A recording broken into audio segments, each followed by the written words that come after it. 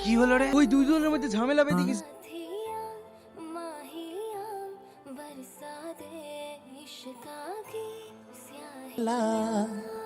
This না ভাই, this না, আমি নামাজ পড়তে যাচ্ছি। ওকে দিস না, ও নামাজ পড়তে যাচ্ছে। রহিম ভাই তাড়াতাড়ি চলো। কোথায়? রামদের বাবা মারা গেছে। তুই কি বলছিস রে?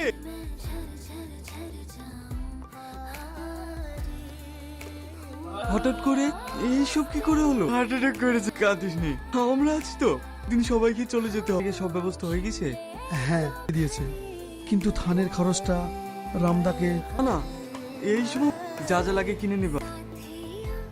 পাড়ার খবরটা কি? দাদা ওখানকার অবস্থা খুব খারাপ। হিন্দু মুসলিম সমান মেজরিটি, সবাই একসঙ্গে দলবদ্ধভাবে। ওখানে কিছু মুসলিম একসাথে লিডার কে? দাদা রাম। রাম।